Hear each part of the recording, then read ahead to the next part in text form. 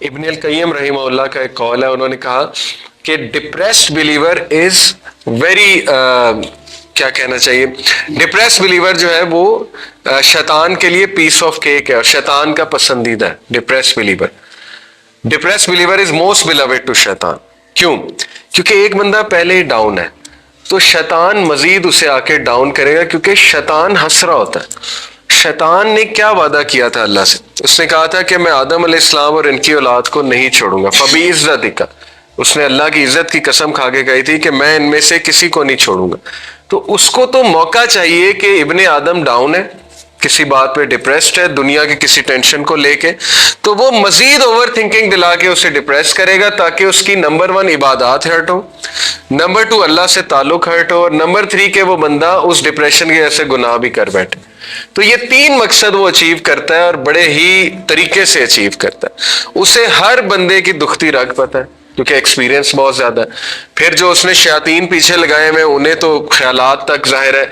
अल्लाह के नबी सल्लल्लाहु अलैहि वसल्लम ने कहा कि खून में, रगों में खून की तरह दौड़ता है शैतान, करीन जो होता है हमारा। तो ही नोज कि ये बंदा what this person is going through, तो मजीद पिंच करता है।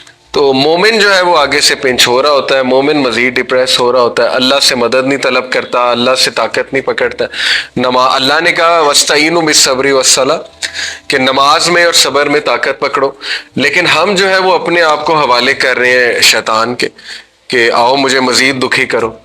तो ये जो एग्जैजरेशन है ये बड़ी कॉमन है। कई लोग, उन्हें जॉब कोई नहीं मिलती, या उनका एमबीबीएस में नहीं एडमिशन होता, या उन्हें फलानी चीज नहीं मिलती, कुछ देर के लिए दुखी होना नेचुरल है। अब मैं ये भी नहीं कह रहा कि बंदा जो है वो दुखी ना हो और बंदा जो है वो पार्टी करने लग जाए कि कोई बात नहीं, ये अननेचुरल है। दुख बिल्कुल होता है कोई चीज ना मिले, लेकिन आप कभी भी अपनी कैपेबिलिटी को एग्जैजरेट ना करें, अंडर एस्टिमेट ना करें कि अगर ये चीज मुझे ना मिली तो मेरी जिंदगी ही खत्म हो जाएगी। जब दुख आया तो दुख के भी कुछ आदाब सिखाए गए हैं हमारे दीन इस्लाम में कि सब्र के साथ काम लो, चैरिटी करो, नेक अमाल में बढ़ जाओ, इस्तगफार करो अल्लाह सुब्हानहू व तआला के आगे, ताकि वो फेज तुम अच्छे से गुजार लो और उसके बाद वो चीज से बेहतर चीज तुम्हें मिल जाएगी।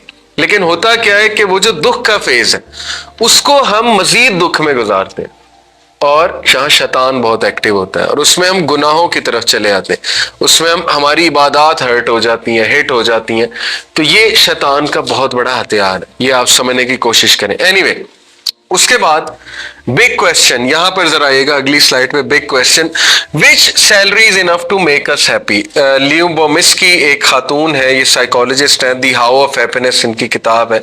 इन्होंने कहा अच्छा चले मान लें कि पैसे से और गुड जॉब से बहुत ज्यादा खुशी मिलती है, तो वो क्या फिगर है जिससे एक्चुअली खुशी मिलती है। उसने वो फिगर जो है जानने की कोशिश की। तो उसने पहले एक सैंपल साइज जो लिया, $30,000 पर एनम कमा रहे थे जो लोग, उनके पास वो गई और उसने कहा कि क्या आप खुश हैं? तो उन्होंने कहा कि नहीं। तो उसने कहा कि कितनी सैलरी होगी तो आप खुश हो जाएंगे? तो ये उन्होंने जो फिगर बताया, $50,000 अगर हमारी सैलरी हो जाए तो हम राजी हैं, तो हम खुश हैं। उसने कहा ठीक हो गया। उसके बाद वो $1,00,000 पर एनम कमाने वालों के पास गई। कितना कमा रहे थे? डबल, पिछलों की ड्रीम सैलरी से डबल कमा रहे थे। उसने कहा क्या आप खुश हैं? उन्होंने भी सेम जवाब दिया कि बस ठीक है, वी आर ओके। लेकिन खुश कैसे होंगे, कितना फिगर होगा सैलरी का तो आप खुश हो जाएंगे? तो उन्होंने क्या जवाब दिया? $2.5 लाख पर एनम। और मजे की बात कि $2.5 लाख पर एनम वालों के पास गई तो उन्होंने इससे डबल जवाब दिया। तो वो हदीस साबित हो गई रसूलुल्लाह सल्लल्लाहु अलैहि वसल्लम की इस स्टैटिस्टिक से कि अगर आदम के बच्चे को सोने का एक पहाड़ मिलेगा तो वो चाहेगा दूसरा मिल जाए, दूसरा मिलेगा वो कहेगा तीसरा मिल जाए। For nothing can fill the belly of son of Adam except dust. आदम के बच्चे का पेट मिट्टी भरेगी, उसकी तो ख्वाहिशात बढ़ती जाएंगी। एक बंदा है, उसने एक गाड़ी ले लिया, वो कहेगा इससे नया मॉडल लो, नया मॉडल लेगा, कहेगा अब नई गाड़ी आ गई है वो वाली ट्राई करें। About a bias is enough to overcome it.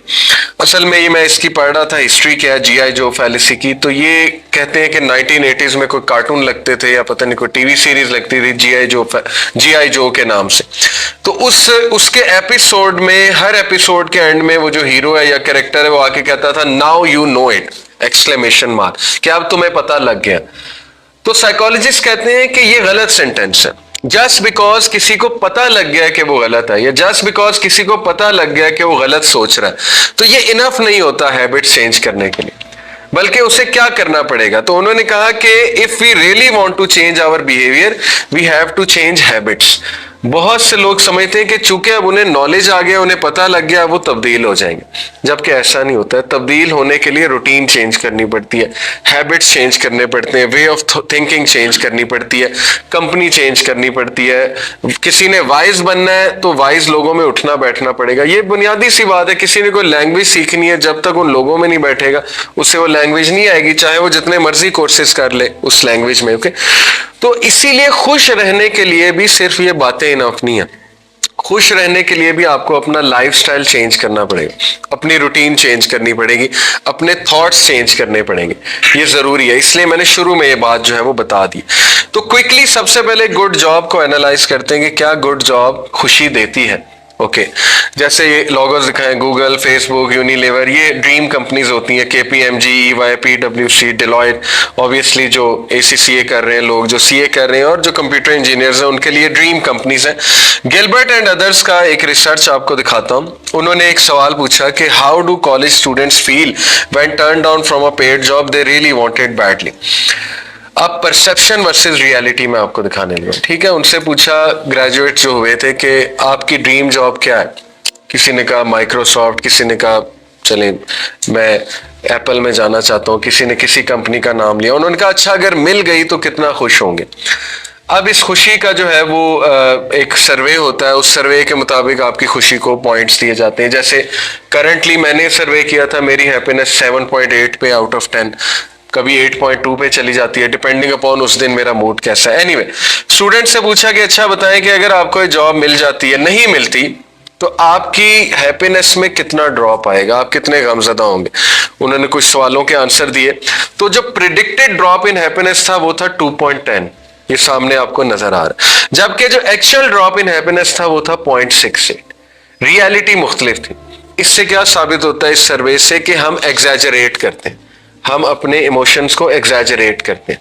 मिसाल के तौर पे आपने कई बार ये सेंटेंस सुना होगा कि अगर मुझे चीज ना मिली तो मैं मर जाऊंगा। कई यंगस्टर्स आते हैं कहते हैं अगर मेरी यहाँ शादी नहीं तो मैं मर जाऊंगा। तो वही लोग 3 साल बाद शादी करके बैठे होते हैं, उनके बच्चे भी हो चुके होते हैं और बिल्कुल सही जिंदगी गुजार रहे होते हैं। ओके, मैंने कई लोग देखे ऐसे आते हैं। इसका मतलब कि उस टाइम पर, उस फेज में वो अपनी कैपेबिलिटीज को, इम्यून सिस्टम को अंडर एस्टिमेट कर रहे थे। और शैतान यहाँ पे बहुत फायदा उठाता है, याद रखें, ये बड़ी पते की बात है, क्योंकि रियलिटी और है।